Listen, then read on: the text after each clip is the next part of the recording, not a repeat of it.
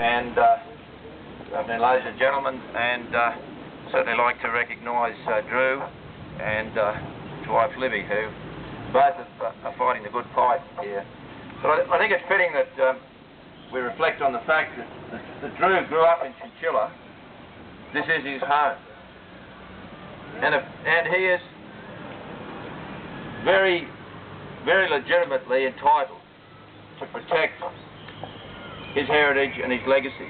And I've seen, after meeting Drew at one of the very early meetings in this hall, Drew stood up and said a few words,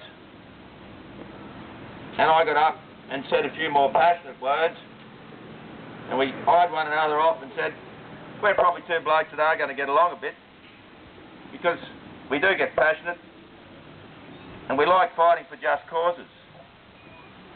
And I'd known Drew from following him in the media.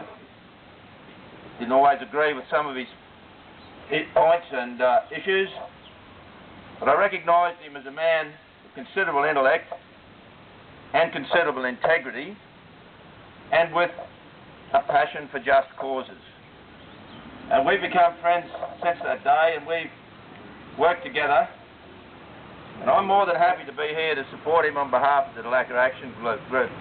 And might I say that when the coal seam gas industry came to this area, almost 10 years ago now, I was always suspicious and very critical of the claims they made about how they could manage the environmental downside of the coal seam gas industry.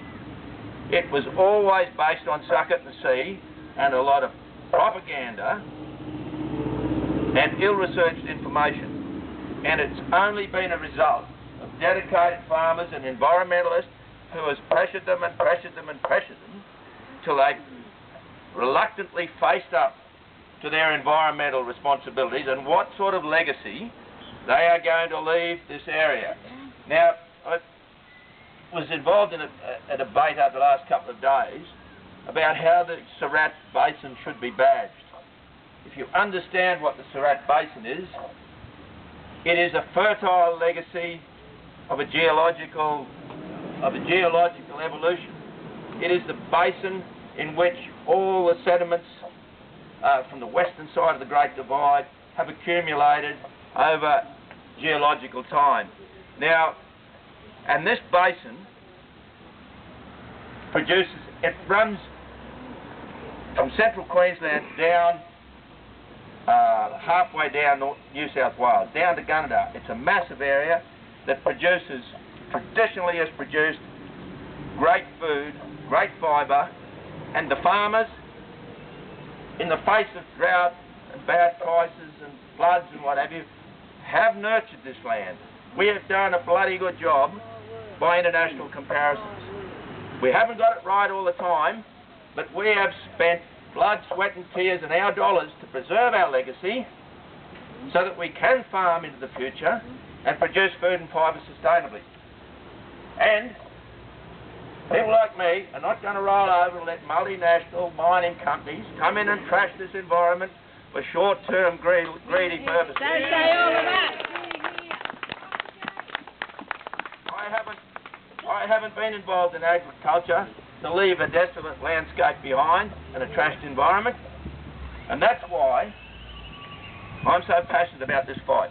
Yep. And that's why I'm here today to support Drew Hutton in his fight for just cause compensation for those that want to say yes, and for those that want to say no, the right to tell the greedy multinational mining companies to piss off. Yeah.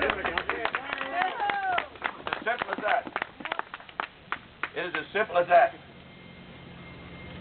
So, this sign here is very pertinent to the future of this campaign. There should be a right to say no,